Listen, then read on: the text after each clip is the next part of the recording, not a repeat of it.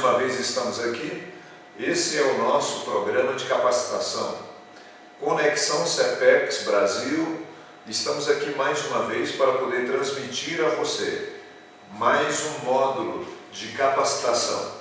Dessa vez nós vamos falar sobre membresia, pessoas batizadas. E nas nossas sessões que são distribuídas, nós vamos falar sobre o acompanhamento e refletir um pouco sobre o nosso módulo anterior. A base bíblica para a adesão, o significado geral do batismo, o que é o batismo, por que o batismo é necessário, ferramentas para o convite intencional, para que as pessoas possam aderir ao batismo, e o modelo desse convite. Nós vamos falar sobre esse modelo e o formulário de compromisso do membro, porque às vezes a gente fala de compromisso de membro e nem sempre o membro tem um comprometimento com a sua igreja. Por essa razão nós enfrentamos algumas crises hoje na igreja evangélica brasileira, porque a quantidade de pessoas que são desigrejadas, que estão preferindo ficar em sua casa do que participar de um grupo social onde possam compartilhar da sua vida, de suas necessidades e de sua alegria também. Para isso a igreja é importante. Ser membro de uma igreja pode fazer a diferença na vida de alguém, principalmente que vive no meio de uma comunidade tão conturbada quanto a nossa. Então, por essa razão, nós queremos aqui apresentar esse trabalho para que você entenda o quanto é importante você fazer parte de uma igreja. Eu vou apresentar aqui alguns dados, principalmente o objetivo geral dessa matéria de hoje, porque no final desse módulo, no final dessa palestra, você vai, como participante, gerar no meio dos participantes grupos de plantação de discipulado.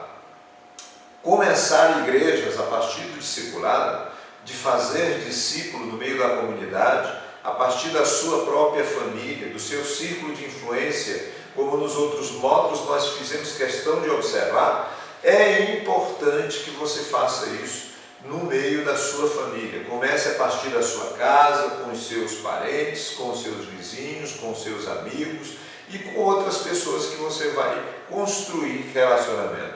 E o discipulado é importante. É a primeira parte, a nossa dinâmica do material inclui a mesma coisa que nós tratamos nos módulos anteriores. A questão do capacitador estar junto, participando, as duplas fazendo o mentoreio do líder, o pastor local acompanhando o líder no seu mentoreio. E mentoreio, gente, se é o pastor local, ele já tem preparo, ele já tem experiência, ele vai ajudar essa pessoa a tirar algumas dúvidas. Os grupos, trabalhar com os grupos missionais, ou os grupos de pastores plantadores, ou de líderes plantadores, é importante que se tenha esses grupos. Individualmente, você também pode trabalhar com esses grupos individuais, ou seja, uma pessoa cuidando de outra, ou uma pessoa cuidando de duas pessoas. E a exposição desse material também é muito importante que você saiba como expor esse material para um grupo coletivo de pessoas que estejam envolvidas no trabalho. Simplesmente, você pode encontrar muitos voluntários com uma palestra coletiva para um grupo de pessoas que você encontra na igreja ou no seu grupo social ou na sua denominação, aonde você pode alcançar muitas pessoas através de uma palestra. Você é a pessoa que pode influenciar outras pessoas a plantarem novas igrejas, a desenvolver o trabalho integral da igreja no Brasil. Bem, a questão que nós vivemos nos nossos dias hoje é que a mesma matéria que todas as vezes a gente está discorrendo aqui no assunto é o seguinte, que todos os módulos anteriores a gente faz uma revisão, porque a gente segue o mesmo processo.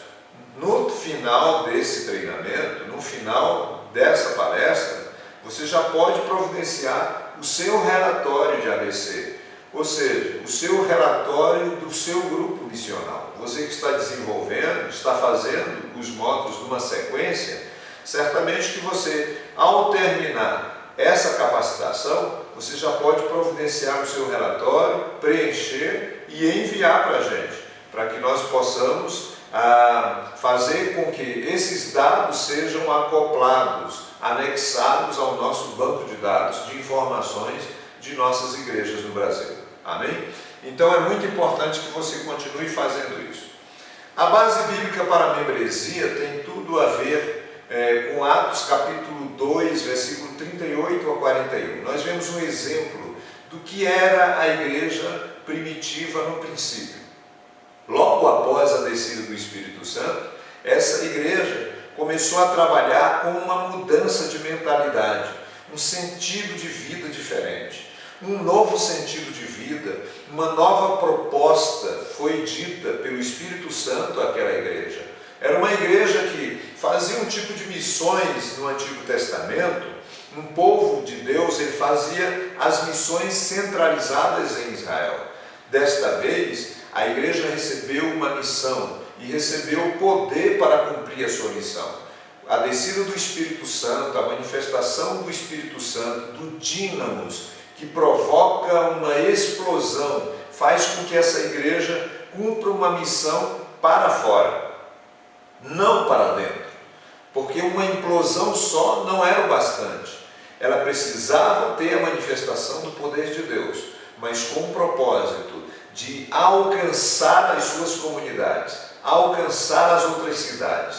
E tanto que quando há uma promessa que foi dita em Atos 1:8, essa promessa era uma promessa já dita em Joel, no capítulo 2, versículo 28, de que ele derramaria o seu Espírito sobre toda a carne. Ele enviaria o poder do Espírito Santo para que eles pudessem alcançar tanto como ir e até o fim. E certamente, tanto em Jerusalém como em Samaria, ou como em toda a Judéia e Samaria e até os confins da terra, havia uma proposta do Espírito Santo de que eles precisavam alcançar. Não era simplesmente só em Jerusalém, nem a começar por Jerusalém. Não se fala começar em Jerusalém, se fala que podiam simplesmente, simultaneamente, fazer o trabalho em Jerusalém e como também em Judéia, como em Samaria e até os confins da terra.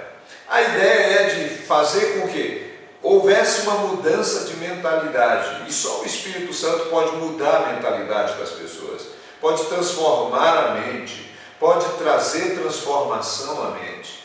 A Bíblia nos diz: não vos conformeis com esse mundo, Romanos capítulo 12, 2, mas transformai-vos pela renovação da vossa mente. Sabe, essa mudança de mentalidade pode trazer uma mudança à vida, pode trazer uma nova mudança. E por essa verdade que nós estamos transmitindo para você, é que a igreja primitiva, num princípio, quando transmite uma primeira mensagem, Pedro, em poucas palavras, transmite uma verdade e 3.000 pessoas são agregados à igreja, são batizados no mesmo dia. Foi muito trabalho naquele dia, porque batizar 3.000 pessoas no mesmo dia, e no mesmo dia ter tantas conversões, pronto, certamente a igreja estava se multiplicando. E isso, para o batismo, não havia necessidade de fazer discipulado. Para batizar era preciso apenas crer, confessar Jesus, ter convicção de salvação, de arrependimento, e assim ser salvo, e foram batizados. Nada os impedia de serem batizados. Então, consequentemente, nós vemos hoje o inverso, a inversão de valores. As pessoas ficam se preocupando em formar um discípulo para depois batizar. A ideia não é essa. A ideia é transmitir uma mensagem poderosa a essas pessoas, uma mensagem simples e poderosa, que possam levá-las ao arrependimento, a uma mudança de vida. E essa mudança de mentalidade acontece numa igreja que simplesmente era uma igreja que estava ali, reclusa em oração, buscando, esperando. De repente ela recebe poder e ela se torna uma igreja influente, uma igreja acessível, uma igreja que é transformadora, que se envolve com a comunidade. Uma igreja bíblica, uma igreja que se baseia na palavra para alcançar a sua comunidade. Em Atos 2:38, essa igreja, é uma igreja que vê a mudança de mentalidade, porque as pessoas se arrependem e querem uma mudança de vida. E eles encaminham essas pessoas para uma comunidade de fé, onde eles compartilhavam o partir do pão, as orações, estavam juntos todos os dias no templo, havia uma mudança. Outra coisa que nós precisamos notar é que nos versículos 39, eles precisavam conhecer e obedecer a Bíblia, obedecer a palavra, porque essa palavra é que traria a eles uma nova mudança de vida. Terceiro ponto, eles precisavam conduzir os outros a Jesus, o caminho, a verdade e a vida. Em Atos 2, versículo 40, ele fala justamente sobre isso, que ele era o único que podia apagar os seus pecados, era o único que podia limpar os seus pecados. Era preciso ser cancelado os seus pecados, e para que isso acontecesse, era preciso seguir os passos, uma mudança de vida, obedecer a palavra e ser conduzido a Jesus, e além disso, conduzir outras pessoas a Cristo. O quarto ponto que a gente pode notar aqui, que Jesus apresenta aqui o reino dos céus através da igreja, é mostrar publicamente o compromisso segundo a sua igreja. E todos eles foram batizados, e davam testemunho disso. Dos versículos 42 a 47, no mesmo capítulo 2 de Atos, ele fala de uma comunhão que havia entre eles. Eles estavam todos os dias na casa dos outros, compartilhavam, viviam em oração, e cada dia o Senhor ia acrescentando aqueles que iam sendo salvos. O que nós estamos esperando diante de um desafio que nós temos, que parece ser coisa nova, o que nós estamos falando? Não é. Tudo isso foi criado por Jesus. Um trabalho que se começa uma base bíblica para a membresia, para a pessoa se batizar, é a mesma base de Jesus. Quando Jesus é batizado no Rio Jordão, estavam presentes ali o Pai, o Filho e o Espírito Santo. Em Mateus capítulo 4, você pode notar que Jesus entra no Jordão e João, quando percebe Jesus, o evangelista João, no capítulo 1, versículo 29, ele diz: eis o Cordeiro de Deus que tira o pecado do mundo. Ele diz: eu que deveria ir a ti, tu vens a mim, eu não sou digno nem de desatar as sandálias dos teus pés. Então Jesus veio para cumprir a justiça, e naquele momento uma voz do céu disse: este é o meu filho amado, em quem eu tenho prazer. E uma pomba veio e pousou sobre o ombro de Jesus. Essa base bíblica para a membresia também se destaca em alguns pontos importantes que nós vamos ver a seguir. O sentido geral da membresia: primeiro, nós somos o corpo de Cristo. Efésios capítulo 4, versículo 25, nós somos o corpo de Cristo que foi transformado. Na sequência do capítulo 4, ele fala sobre a construção desse corpo, a partir do versículo 11. Ele mostra os 5 ministérios que são distribuídos por Jesus à igreja. Esses 5 ministérios específicos têm um propósito. O pastor, o evangelista, o mestre, o profeta e o apóstolo têm um propósito: aperfeiçoar os santos para o serviço ministerial. Verdade, todos nós temos um propósito na igreja do Senhor. Você tem um propósito, você tem um papel que deve ser cumprido. Você precisa obedecer esse compromisso que você firmou com o Senhor. Quando você entregou a sua vida, no versículo 13 ele diz assim: em quem vós estáis, desde que ouviste o evangelho da vossa salvação. Efésios capítulo 1, versículo 13. Desde que ouviste o evangelho da vossa salvação e tendo nele crido, você foi selado com o Espírito Santo. Então, você está marcado com o Espírito da promessa. O Espírito Santo diz que você agora é propriedade de Deus. Você agora é de Deus. Então, você ouviu o evangelho naquele dia, creu, se arrependeu dos seus pecados, o Espírito Santo convenceu você disso. Agora você é uma nova criatura, você é dele. Então, você faz parte do corpo. Fazer parte do corpo, cada um é membro um do outro, está está entrelaçado, interligados, todos estão ligados. Efésios capítulo 4, do versículo 13 em diante, diz que esse corpo precisa ser aperfeiçoado com o trabalho de cada um. Cada parte cumpre o seu papel. Romanos capítulo 12, 4 e 5, fala também sobre isso, que nós somos membros um dos outros. Então cada um faz a sua parte. A mão faz o serviço da mão e não o serviço do pé. Então certamente se você tem um propósito no corpo de Cristo, você deve cumprir esse propósito. Como uma pessoa que foi eleita, que foi escolhida, que foi chamada, que foi inserida dentro do corpo pelo poder do Espírito Santo. Então a igreja, essa palavra igreja ou eclésia, tem a ver com chamados para fora, ou simplesmente são chamados para transformar o que está de dentro para fora. A transformação sempre é de dentro para fora. A nossa vida também, nós somos corpo de Cristo e por isso a transformação é de dentro para fora. Certamente que quem está fora é transformado porque refletimos a glória de Deus com o testemunho. Vocês serão minhas testemunhas. Então vocês vão transformar Jerusalém, Judéia, Samaria e até os confins da terra, com o poder transformador que está na vida de vocês. João sabia disso e ele disse: vocês têm a unção do Santo. Vocês sabem tudo.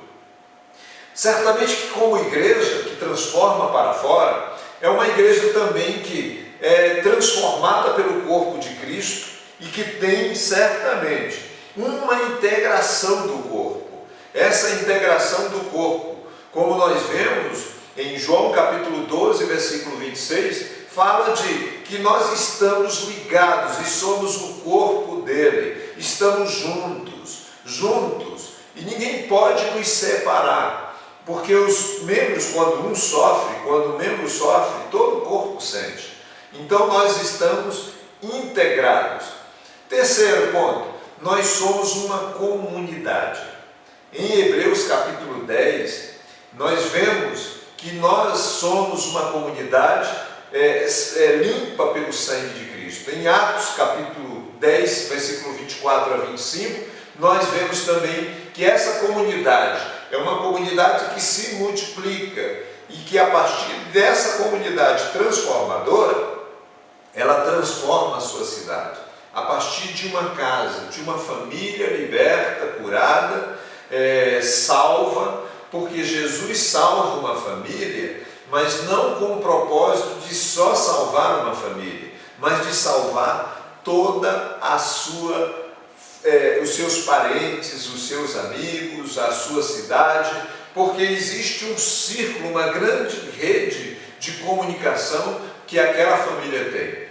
Uma família não está isolada, ela tem uma ligação com outras famílias e, por fim, com toda a cidade.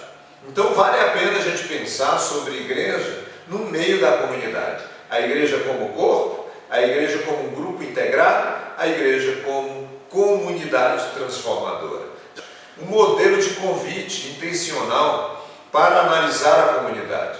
Como é que você se sentiu? Há perguntas que a gente pode fazer. Como você se sentiu nesse processo, desde que você conheceu o Evangelho, sendo acompanhado por alguém? Sabe, ser acompanhado por alguém pode fazer a diferença. Algumas pessoas já me disseram: eu nunca fui discipulado.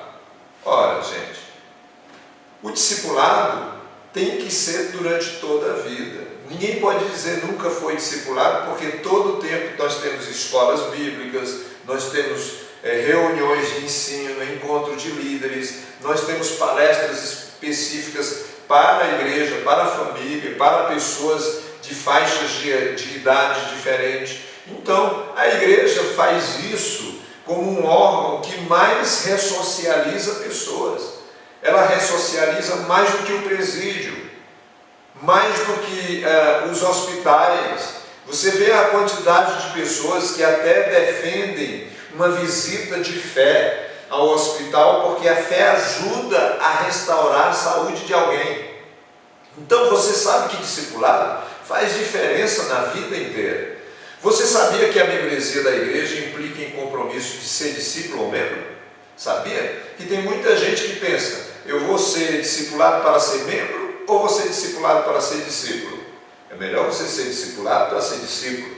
Porque para ser membro, necessariamente, você precisa saber sobre as normas da denominação, saber os seus direitos, os seus deveres, como um membro desse corpo, como um membro dessa igreja, desse organismo vivo.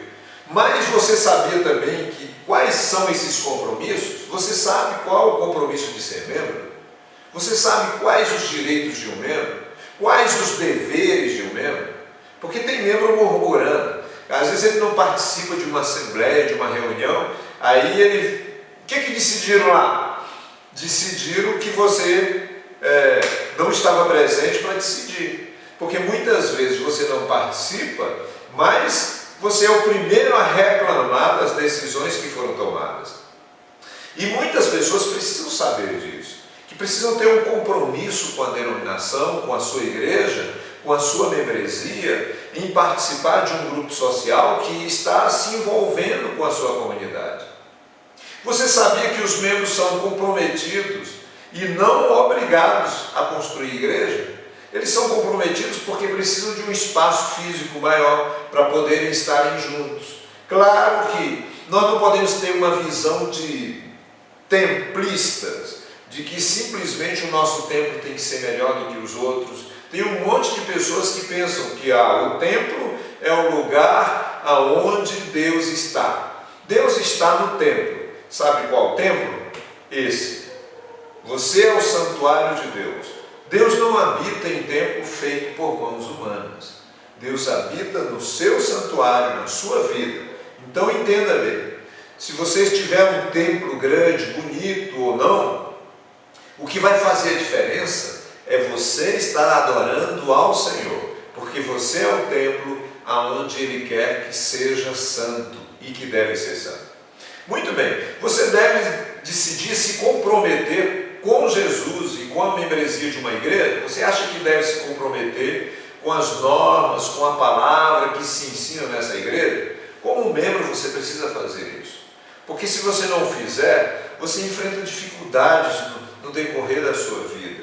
Você precisa se comprometer como membro de uma igreja, com integridade, principalmente líderes que estão formando novos grupos. Por quê? Esses líderes não podem ter na sua cabeça a ideia de que quanto mais uma igreja diferente, eu vou colocar as minhas ideias diferentes.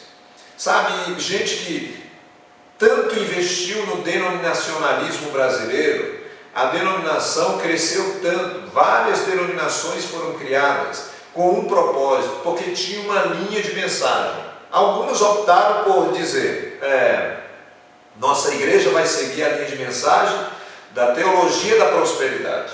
Nós vamos falar só sobre isso. Outros resolveram falar só sobre quebra de maldições. Outros resolveram falar só sobre cura divina. Bem, é possível que essas coisas aconteçam e que tenham pessoas que escolham para si uma linha de mensagem. Mas Jesus não disse isso. Jesus disse, ensinando a guardar todos os dias o que eu tenho dito. Sabe o que é isso? É manter a pregação, a essência da pregação do Evangelho, ensinando a mensagem do Evangelho todos os dias. E o Evangelho não é incompleto, é todo o Evangelho, ensinando todos os dias, fazendo com que toda a autoridade seja manifesta na pregação da palavra e sabendo que todos os dias Ele está conosco até a consumação do século. Isso é totalidade. Então, eu gostaria de preencher o seguinte formato como membro fundador da igreja. Então, quando você resolve, você no pequeno grupo, resolve se tornar membro da igreja, e quando você apresenta isso ao novo candidato ao batismo, você precisa fazê-lo e dizer a ele que ele vai ser um dos fundadores dessa igreja, porque logo no futuro nós teremos uma igreja, uma grande congregação, e por fim teremos uma igreja organizada, com toda a sua estrutura e se multiplicando, com o DNA de multiplicação. É isso que precisamos nesse tempo. Então essa é uma ferramenta interessante para você durante todo esse período. Ferramentas para o convite intencional para a membresia. O formato de compromisso da membresia. O compromisso. A gente fala de compromisso, quando a gente fala de compromisso, a pessoa já treme logo na base. Então, compromisso. Então você que é líder, pode falar sobre compromisso, que é durante o tempo de nos comprometermos a estudar o conjunto da Palavra de Deus, ou a Palavra de Deus, todos os dias, tendo o nosso devocional. Todo membro precisa desse devocional. Diariamente, você precisa ler a Palavra. É um compromisso. A assistência, a participação de pequenos grupos será uma prioridade para nós.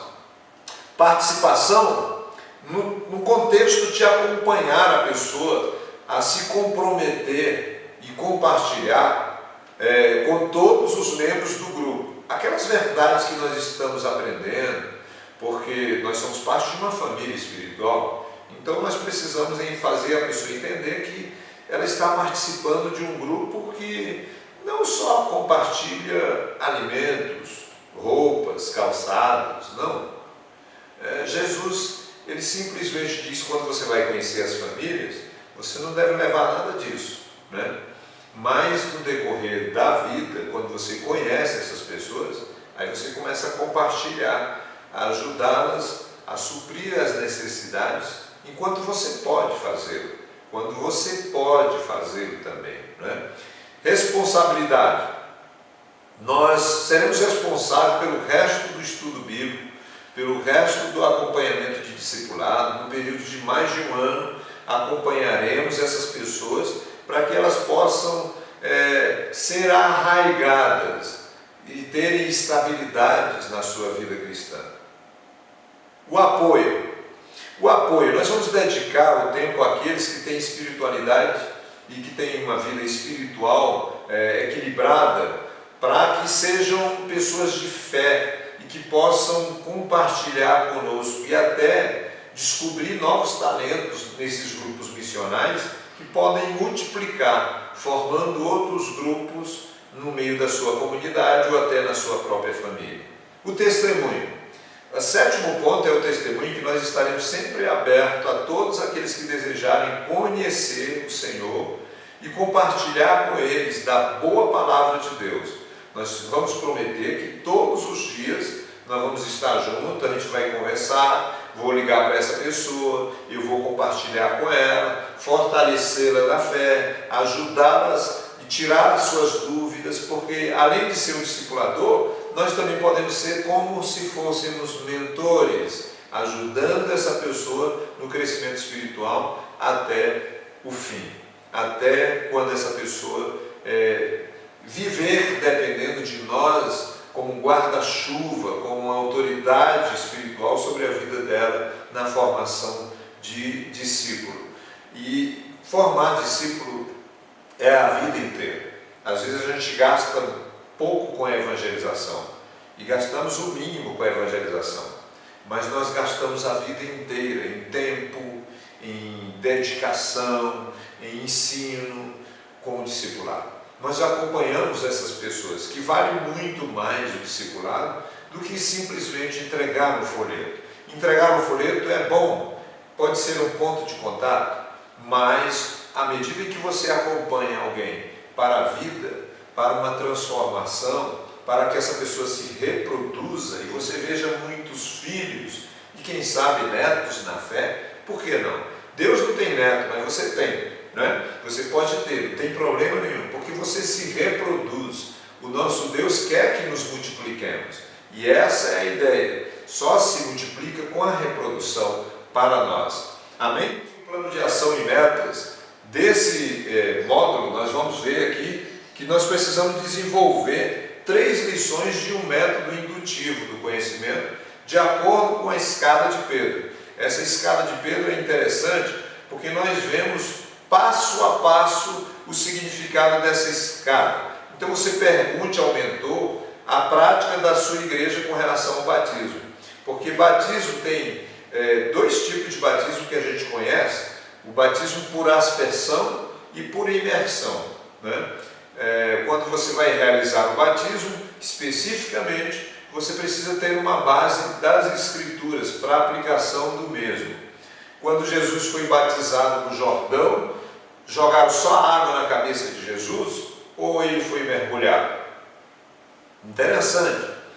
Quando Jesus fala sobre o batismo, ele diz uma fórmula. A fórmula do batismo em Mateus, capítulo 28, do 18 ao 20, ele diz: vocês façam discípulos de todas as nações, batizando-os em nome do Pai, do Filho e do Espírito Santo. Então, simplesmente ele diz que tem uma fórmula. Quando Pedro termina a mensagem e fala para aquelas pessoas que elas precisavam se arrepender, ele diz: arrependei-vos, crede no Evangelho, e vocês serão batizados em nome de Jesus. E naquele dia foram batizados quase 3.000 pessoas. Bem, o que nós vemos não é uma contradição com relação à forma, mas na autoridade de Jesus, naquilo que Jesus tinha ensinado a Pedro, ele batiza aquelas 3.000 pessoas com a autoridade de Jesus. Vamos lá para frente? Os novos contatos e conversões. Novos contatos e conversões, nós vemos que no final desse módulo, nós podemos identificar o que é o batismo, o que é e por que precisamos dele, para fazer parte de uma igreja, para fazer parte de um grupo social que tem uma observação na vida. Na escala de Pedro, nós vemos que existem muitas virtudes na mudança, na história de vida dele, e ele descreve isso na sua epístola.